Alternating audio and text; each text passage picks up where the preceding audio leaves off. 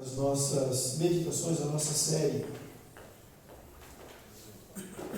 de mensagens sobre a carta aos Romanos. Já conversamos bastante a respeito. A carta é dividida em duas partes, até o capítulo 11, uma parte mais doutrinária, mais teológica, mais de ensinamento acerca do Evangelho, da soberania de Deus, da graça de Deus. Toda a nossa doutrina calvinista está baseada ali naquilo que Paulo ensina na carta aos Romanos. É uma carta bastante impactante, logo no seu início, logo no primeiro capítulo, que aponta para pecados, que aponta para comportamentos que não estão de acordo com a vontade de Deus. E depois, a partir daí, mostrando o estado do homem sem Deus, do homem que é pobre, do homem que não é justo de maneira alguma, do homem escravizado pelo pecado e por isso carente e destituído da glória de Deus, mas que é separado, escolhido, alcançado pela graça de Deus. Esse homem que não recebe mais condenação, não por mérito, mas porque foi escolhido por Deus, mas porque foi separado por Deus. E depois, a partir do capítulo 12, uma parte mais prática, como viver na prática essas doutrinas, esses ensinamentos que o apóstolo Paulo oferece a partir dos evangelhos do Senhor Jesus, na explicação dos evangelhos, aquilo que Jesus ensinou no aspecto explicitamente teológico. Eu queria começar, semana passada a gente falou no início do capítulo 15, o final do capítulo 15, o começo do capítulo 16, que é o último capítulo. Paulo, ele manda alguns abraços para alguns irmãos, faz algumas dedicatórias, fala do seu propósito, e aí ele faz uma doxologia, que é um término, é um final que glorifique a Deus. É uma parte final daquilo que ele está escrevendo, como um louvor e gratidão a Deus pelas bênçãos derramadas. Eu queria focar especialmente em alguns versículos que nós leremos daqui a pouco, do capítulo 16, mas eu queria, logo no início, trazer para a gente pensar uma pergunta: o que é que nós mais temos alimentado? O que nós mais alimentamos na nossa espiritualidade, na nossa caminhada de fé? A gente tem separado bastante aqui, já faz algum tempo, a ideia de espiritualidade e de religiosidade. São conceitos, conceitos na boca das pessoas, desse mundo que nós vivemos. A gente tem tentado separar esses dois termos, esses dois conceitos, na vida prática. Religiosidade é uma coisa, espiritualidade é outra coisa muito distinta, muito diferente. A religiosidade, ela é circunstancial às vezes, ela é construída a partir das nossas experiências familiares, ela é construída a partir das nossas experiências também, com algo que é sobrenatural, com algo que é divino, a nossa experiência com os milagres, com as coisas que acontecem na nossa caminhada. As experiências podem determinar a nossa religiosidade. O nosso sofrimento, ele é fundamental para a construção da nossa religiosidade. E aí eu entendo que essa religiosidade, quando ela é humana, ela se é construída pelas experiências, a partir do sofrimento, a partir das circunstâncias, ela vai determinar a caminhada de fé da pessoa e ela precisa de um Deus. Então essa religiosidade, ela também gera o seu próprio Deus. Entendo, tanto esse Deus como essa religiosidade estão completamente separadas do propósito do Deus da palavra, que é o único Deus vivo e verdadeiro. Já a espiritualidade, ela vem a partir do conhecimento de Deus, a partir das experiências diretas com Deus, como acontece com Jó. Nós meditamos em Jó já algumas vezes, que eu entendo que a história de Jó parte da sua religiosidade para a sua espiritualidade. Antes eu te conhecia só de ouvir, mas agora os meus olhos te veem. Agora eu te conheço, de fato. Ok? Então a pergunta é, dentro da nossa caminhada de fé, o que é que nós temos alimentado? Nós temos alimentado a nossa religiosidade ou nós temos alimentado essa espiritualidade, esse relacionamento com Deus? E se alimentamos algumas dessas coisas, como é que nós alimentamos? Qual é o alimento? Quais são os nutrientes que nós usamos, que nós lançamos mão para nos alimentar? Eu ouvi alguém falar, alguns anos atrás, foi inclusive aqui na igreja, um missionário que veio de fora, que a gente calvinista não vai concordar muito com essa frase, né? Que tem aí um fundinho de verdade, que ele disse o seguinte, que dentro de cada ser humano existem dois cães, um bonzinho e um bravo. E a pergunta é, qual é o mais forte? E a resposta, aquele que eu alimentar melhor. Esse será o mais forte. O que eu não alimentar bem, pode ser que ele seja mais bravo, mas o mais forte será aquele que eu alimentar melhor. Nós, na essência, não concordamos muito com a ideia de ter dois cães dentro da gente. Aquele que é bravo e aquele que é bonzinho. Uma vez que eu sou de Deus, que eu fui alcançado pela graça, é o Espírito Santo de Deus que habita em mim.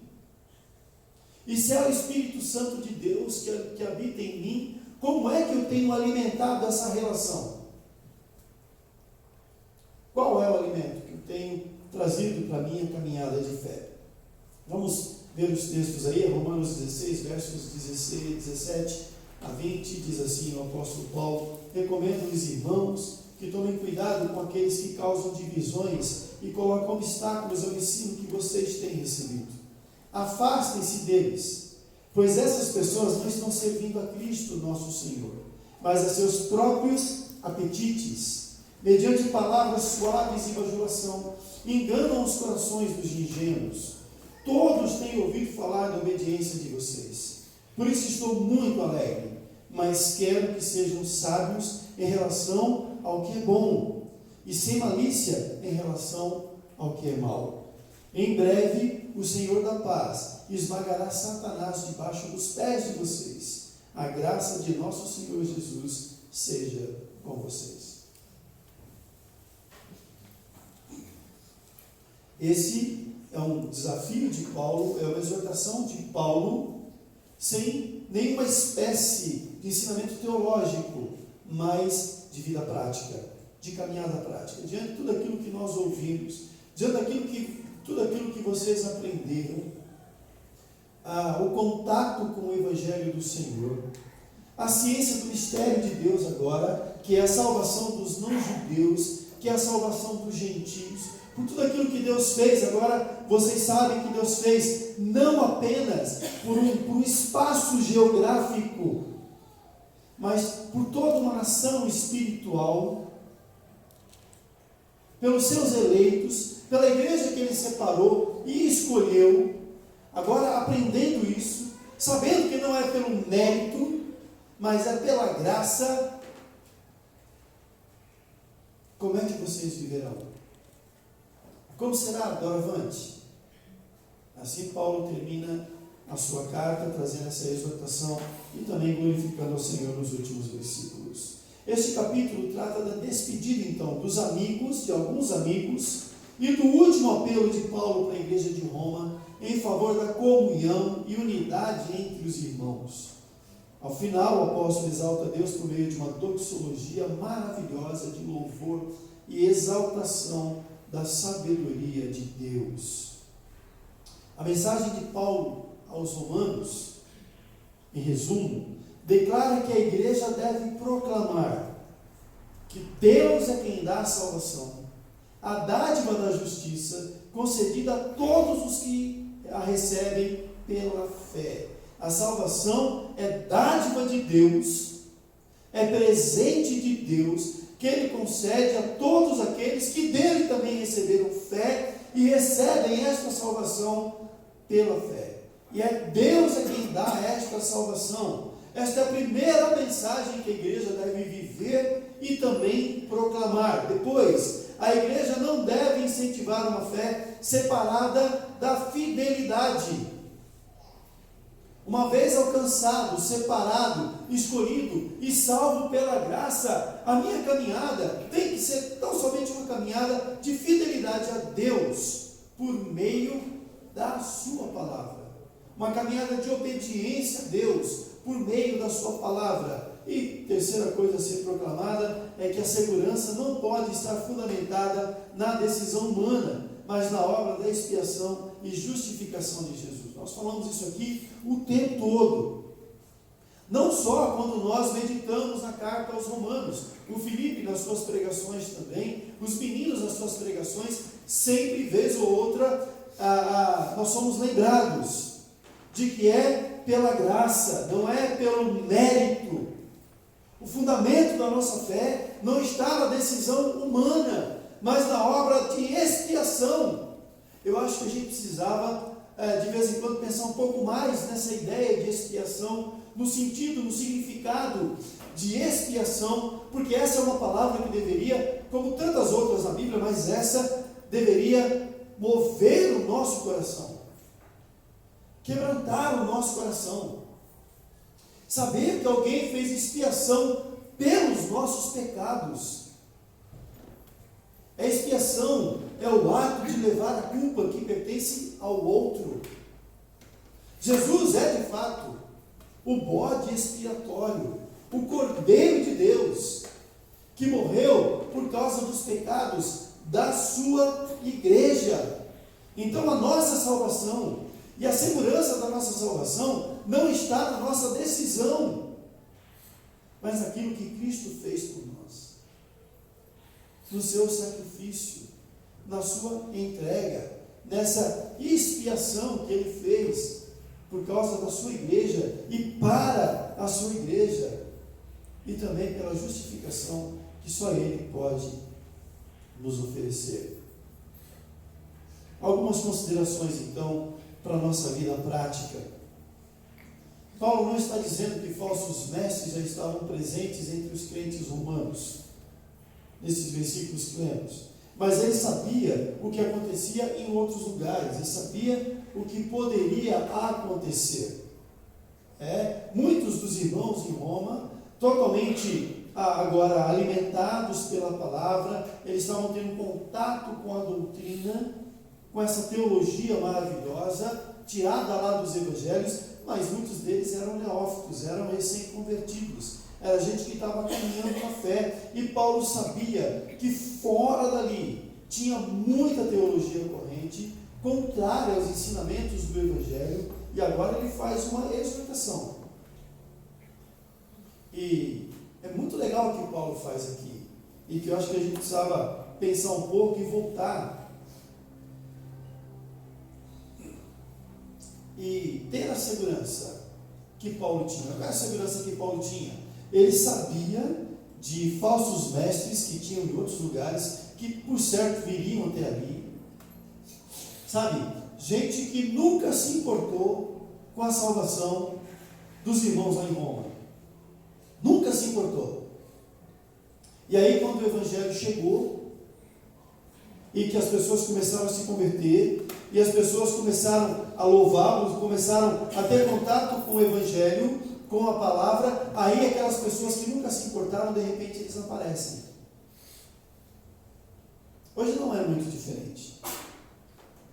Quantas pessoas às vezes passam a vida inteira no pecado, passam a vida inteira escravizadas por vícios, longe da palavra de Deus. Às vezes um vizinho, um amigo, e você ora, você evangeliza, você discipula, você vai lá, abraça, chora junto, chama para uma caminhada, até o dia que a pessoa vem para a igreja, ela recebe o evangelho, e aí você manda ela para uma classe de discipulado, e aí daqui a um tempo você fica sabendo que um vizinho da esquerda, um vizinho da direita, que é extremamente religioso, que nunca tinha dado bola, pelo contrário, às vezes até julgava esse teu amigo, dizendo que ia para o inferno, quando fica sabendo que ele está vindo da igreja, aí ele vai lá visitar.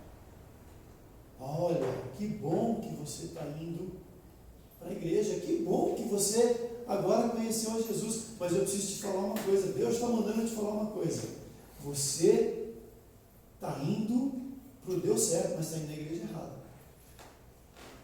Você está aprendendo a coisa certa, mas para as pessoas erradas. Ou isso nunca aconteceu, ou só acontecia lá, ou como diz o Fernando, só acontece lá na França. Coitado dos juarez, né? Então, essas coisas também poderiam acontecer. Mas olha como é que Paulo trata disso.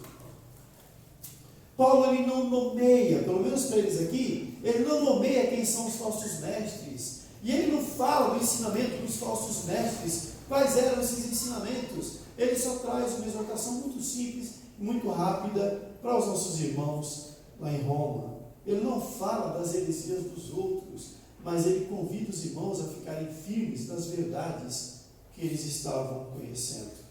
Versículo 17: E rogo-vos, irmãos, que noteis bem aqueles que provocam divisões e escândalos em desacordo com a doutrina que aprendestes. A doutrina que vocês aprenderam. Que doutrina é essa e o que é doutrina? Doutrina é o conjunto das ideias básicas contidas no sistema filosófico, político, religioso e econômico. No nosso caso, principalmente religioso e até um pouco filosófico. Isso é doutrina. Aquilo que nós aprendemos. A igreja em Atos, ela cresce e ela se firma dia a dia. Por quê? Logo no início lá do livro de Atos, é destacado ali. Eles permaneciam na doutrina dos apóstolos. Aquilo que eles aprenderam e que fez sentido, e que mudou suas vidas e que transformou seus corações, torna-se um ensinamento, um alimento para a sua espiritualidade e agora também um estilo de vida. É viver essas doutrinas, porque essas doutrinas são tiradas do Evangelho. Essa doutrina, ela torna-se padrão. Eis aí a autoridade da mensagem apostólica. Os leitores de Paulo deviam desviar-se desses que produziam dissensões e tentações para o pecado, convidando-os para caminhar longe da doutrina. Qual é o método que Paulo está usando aqui? Vocês já aprenderam de Deus. Vocês já aprenderam de Jesus. O Evangelho já chegou até a vida de vocês. Continue se alimentando desse Evangelho. Continue alimentando as vossas almas, a espiritualidade de vocês, por meio dessa doutrina, que não é qualquer doutrina, é fundamentada no Evangelho do Senhor Jesus. Tem como base a soberania do Deus Criador e a graça desse Deus, que se fez homem e fez expiação pelos vossos pecados. Permaneçam firmes nessa doutrina. Esse é o método de Paulo. Não importa o que os outros ensinarão, não importa as dúvidas que baterão à porta de vocês, não importa os questionamentos, se vocês foram alcançados pelo Evangelho, e esse Evangelho transformou a vida de vocês, esta é a doutrina. Permaneçam firmes, que essa doutrina seja padrão na caminhada, seja padrão no procedimento de vocês, no testemunho de vocês. Qualquer coisa que seja diferente disso, não escutem. Não escutem. Descartem.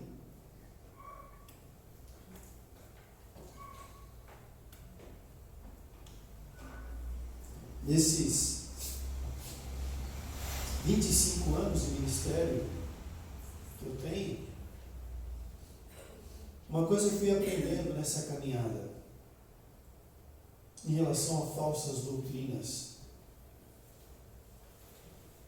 Pessoas que estão ligadas a seitas que se dizem evangélicas, que professam uma doutrina muito diferente do Evangelho, elas acreditam fielmente nessas doutrinas, nessas falsas doutrinas. Elas acreditam de fato. Elas não arredam o pé. Eu já aconselhei algumas dessas pessoas na igreja, ou algumas dessas pessoas que me visitaram, amigos que estudaram comigo, gente de caminhada. E eu cheguei a falar para uma pessoa: Uma vez eu falei, olha, por que você continua nesse lugar? Por que você não conhece outros lugares? A pessoa me disse assim, eu estou meio decepcionado, eu já pensei em sair, só que eu tenho medo de sair. Eu disse, por quê? Ele falou assim, porque nenhum outro lugar prega as verdades da Bíblia como este lugar. Nenhum outro lugar. E aquilo me entristeceu, porque eu conheço essas doutrinas. E elas são completamente diferentes daquilo que a Bíblia ensina. Tanto que eles precisavam fazer uma outra Bíblia para poder reforçar essas doutrinas, mas as pessoas acreditam fielmente nas heresias que elas aprenderam.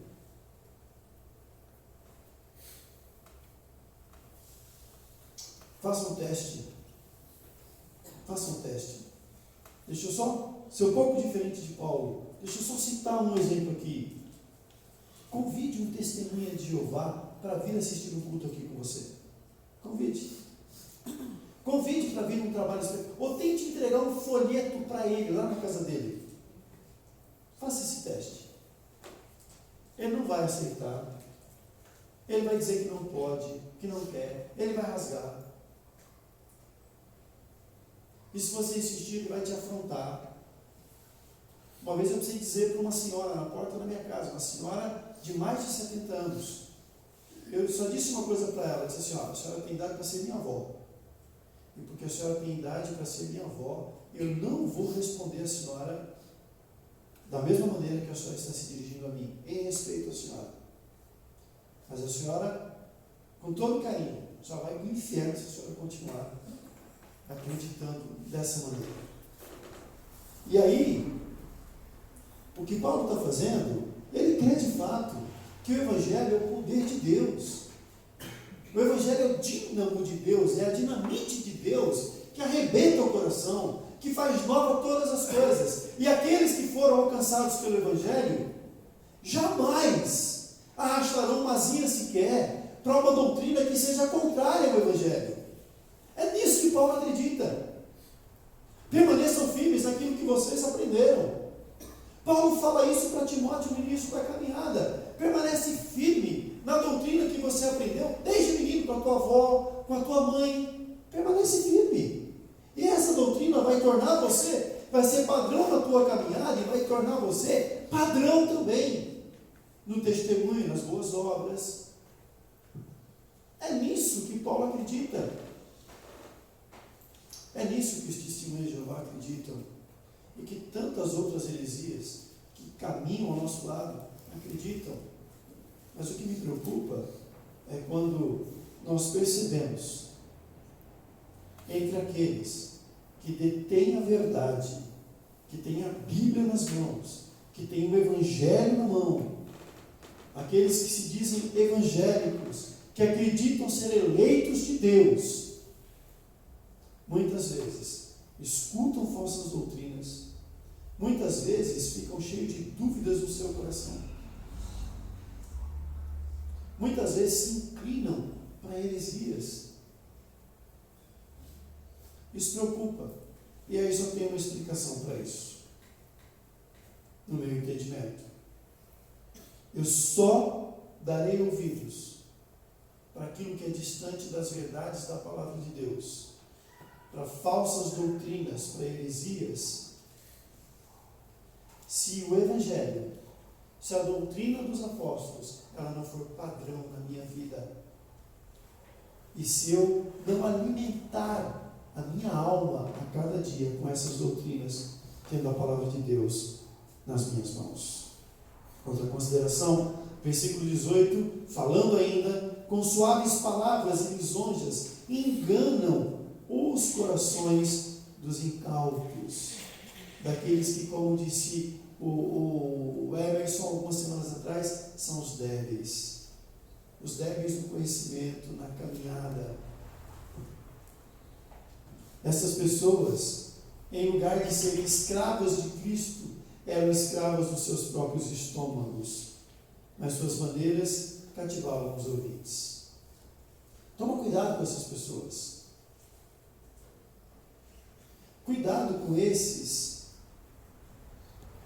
que são egoístas, que olham apenas para dentro de si, que de repente começam a questionar aquilo que vocês aprenderam, começam a colocar dúvida ou em dúvida aquilo que vocês estão afirmando como verdade.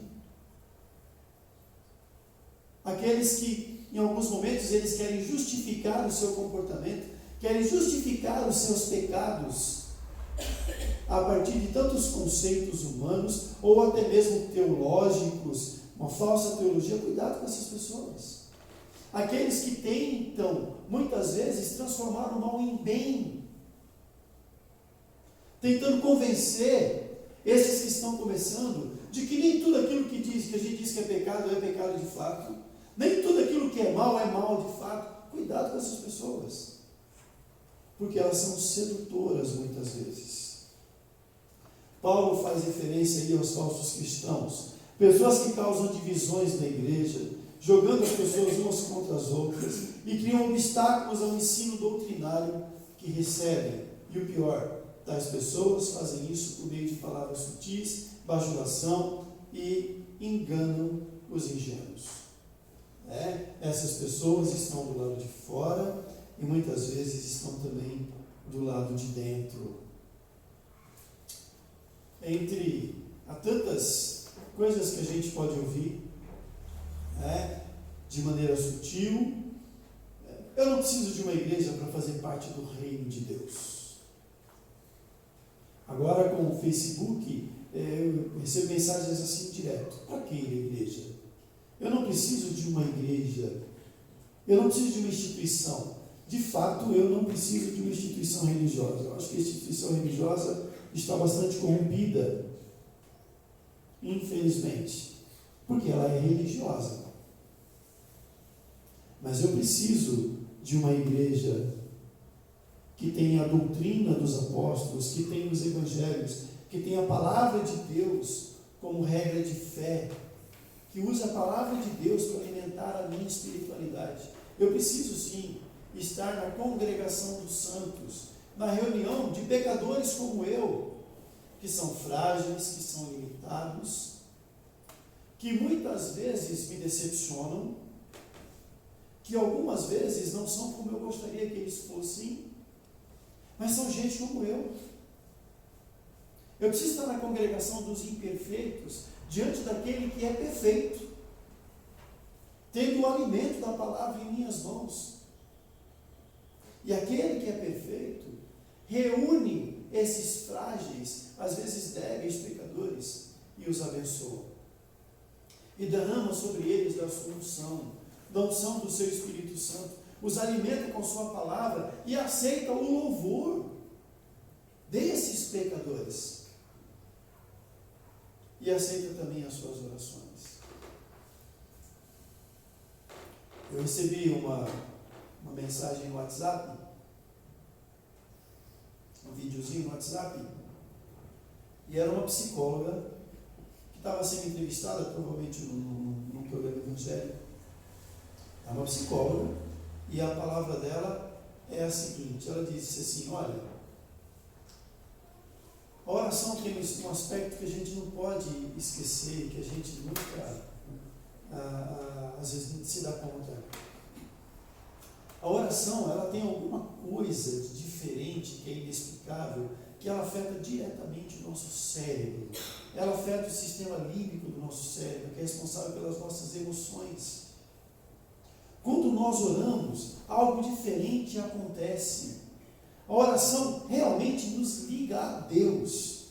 A oração realmente nos coloca em contato com Deus. E é Deus que vem, não para apenas perceber a nossa superficialidade, mas para conhecer o nosso interior. A oração, ela é um instrumento terapêutico de Deus para a vida da gente. A prostração diante de Deus, o derramar do coração. Tem um rapaz aqui de Caieiras, já faz mais de 10 anos que ele trabalha, ele tem uma clínica de recuperação de dependentes químicos. O nome dele é Glauco. O Glauco foi meu aluno 30 anos atrás, quando eu dei aula aqui no Albino Fiore, no Jardim Esperança. Enorme, sempre foi grandão, da Mancha Verde, enorme o Glauco. E ele se converteu com o tempo, começou um trabalho. O Ricardo Madureira, quando estava aqui, caminhou com ele um pouquinho, e a clínica dele era no Morro Grande, agora é aqui no Mato Dentro, entrando ali no Bombeiro. Eu fui no domingo passado, fazer uma visita lá na clínica do Glauco, e essa semana irei novamente.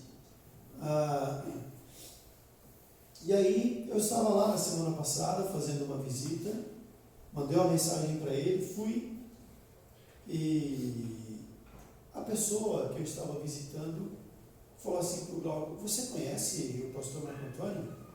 O Glauco falou: eu conheço, ele foi meu professor faz uns 30 anos. E ele falou: deixa eu contar uma experiência que eu tive com o pastor Marco Antônio. Quando o pastor Marco Antônio era meu professor, eu nem me lembrava disso. E eu não era pastor ainda também, naquela época. Estava terminando o seminário. O Glauco sabia que eu era crente, sabia que eu era da igreja. Ele chegou para mim e falou assim: você é crente, né? Eu disse: sou crente. Ele falou: você fala com Deus? Eu falei: eu falo com Deus sim, de oração. Eu falo. E você acredita que Ele te escuta? Eu falei: eu acredito que Ele me escuta sim. Fala na sua cabeça. Eu falei assim: eu vou te dizer mais uma coisa. Deus também fala comigo. Aí ele balançou a cabeça e saiu e me deixou falando sozinho na sala de aula.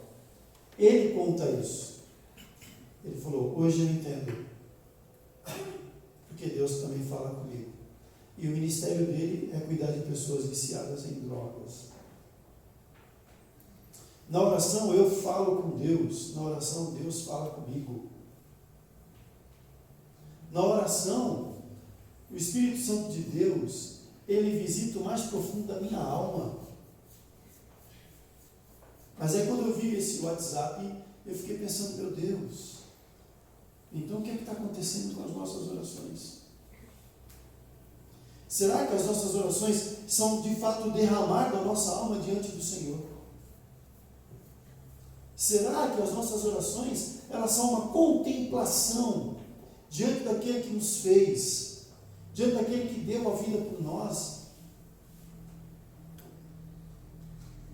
Ou será que nós também não somos aí agora envolvidos por essa sociedade produtiva, por essa sociedade consumista, que tudo tem que ser para ontem, tudo tem que ser rápido, e aí a gente vive também o fast food da oração, esse alimento rápido da oração, essas orações rapidinhas, quando eu estou trocando de roupa, quando eu estou saindo para casa, e aí se eu estou no trem, ou se eu estou no trânsito, e eu me lembro que não fiz a oração, então eu fico com medo que aconteça alguma coisa errada, que eu seja assaltado, que eu sofra algum acidente.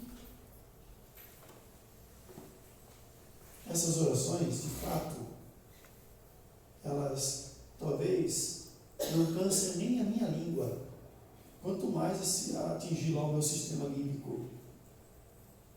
A oração, ela é um instrumento poderoso de Deus, é um presente de Deus para a minha vida, porque eu, pecador, posso falar com Ele, com Deus Santo, apesar da glória que Ele tem, Ele se importa comigo, e Ele abre um canal de comunicação por meio da sua palavra e por meio da oração. Mas isso carece de um relacionamento. E aí, a congregação dos santos, a reunião da igreja, é um tempo que a gente pode orar, é um tempo que a gente pode interceder uns pelos outros sem pressa, podemos aprender da palavra, podemos alimentar o nosso espírito com a doutrina de Deus, da sua palavra, podemos aprender a orar, e aí saindo daqui nessa caminhada, orar, contemplar, prostrar diante de Deus a nossa alma, o nosso próprio coração. Outra coisa que nós podemos ouvir palavras sutis, há várias formas de amar. há muitas maneiras de amar. Sabe, tem muita gente justificando o adultério, tem muita gente justificando as relações sexuais promíscuas e ilícitas com essa frase aqui: há várias formas de amar. E quem disse que fazer sexo é amar? Quem disse? Sexo não é fazer amor. O sexo deve ser o resultado, o desfecho do amor que existe no coração do marido para sua esposa, da esposa para com o marido, e esse amor é tão intenso que não é dividido com mais ninguém. Não carece de um outro. Não há várias formas de amar. Há o amor de Deus, que é derramado sobre nós como igreja. E nós somos convidados a amar a Deus como Ele nos tem amado.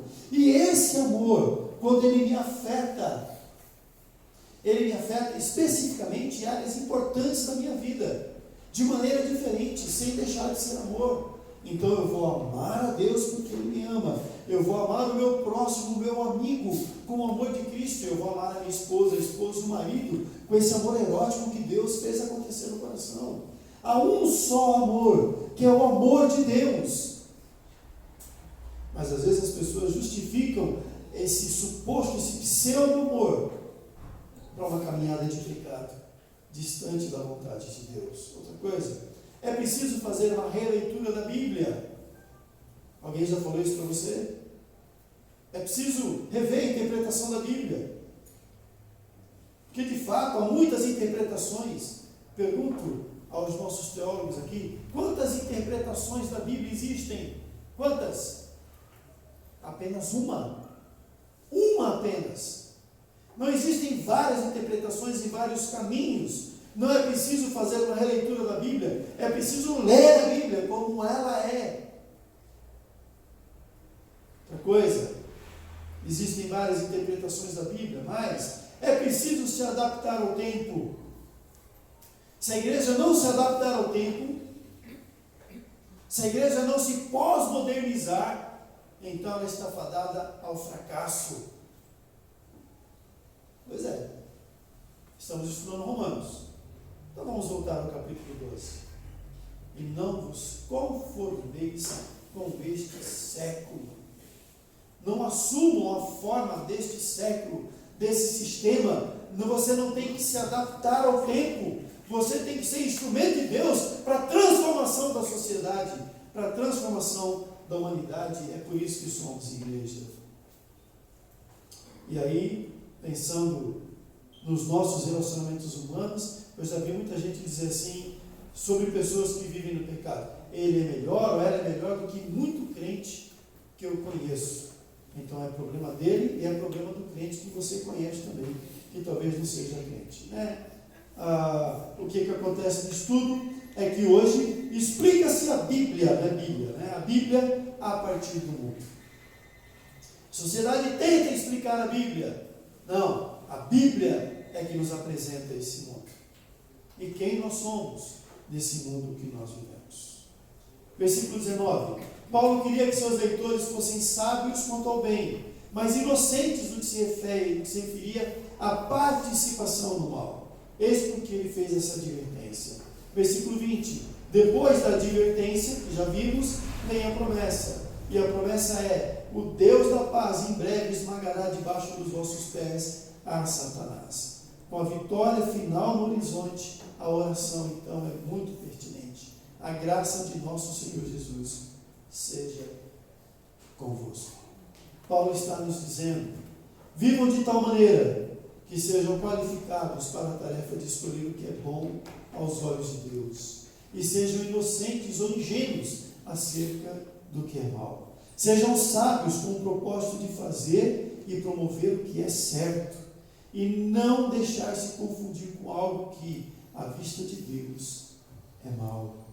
Ajam da seguinte maneira: tenham cuidado, evitem, obedeçam, sejam sábios e sejam inocentes. Em outros termos, assumam a responsabilidade de vocês como crentes, assumam a responsabilidade em ser padrão, assumam a responsabilidade em conhecer e praticar as doutrinas da Palavra de Deus, as doutrinas do Evangelho de Cristo, as doutrinas dos apóstolos. E quanto a Satanás, Deus cumprirá a promessa de Gênesis 3,15, pisará na cabeça da serpente e os santos participarão desta vitória.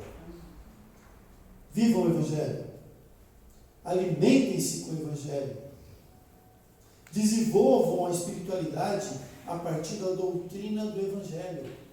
E aquele que está ao nosso redor, rugindo como leão, Satanás, os seus anjos, os seus agentes, esses que vêm com falsa doutrina, esses que vêm tentar desviar vocês, isso é problema de Deus. Deus é quem esmagará a cabeça da serpente. Apenas vivam a palavra de Deus. Paulo termina então a sua epístola frisando aquilo que é o compromisso mais importante da sua vida: o Evangelho e a sua pregação como os meios de Deus para salvar e confirmar os seus mediante a obediência pela fé no ministério que estava oculto desde a eternidade, mas agora é revelado para promover a glória ao único e eterno Deus por meio de Jesus Cristo, o nosso Senhor. O que é que tem alimentado a nossa caminhada de fé? O que é que tem alimentado a nossa espiritualidade? Ou vivemos apenas religiosidade? Que o Deus da paz, o Deus de Paulo, o Deus de Pedro, o Deus Pai do nosso Senhor Jesus Cristo, o Deus encarnado, nos abençoe a cada dia. E que Ele seja a razão de fato da nossa adoração, a razão do nosso viver. Que Ele seja o nosso mediador, que por meio do seu Espírito, Ele nos conduza nessa caminhada de fé. Que a nossa fé não esteja firmada nos outros, que a nossa fé não seja uma fé institucionalizada, mas seja uma fé pura e verdadeira, alimentada pela palavra de Deus. Vamos orar? Feche os teus olhos. Eu queria que você, dentro daquilo que nós refletimos, agora, queria que você ficasse em silêncio por um tempo, com os olhos fechados. Dentro daquilo que refletimos, pense um pouco.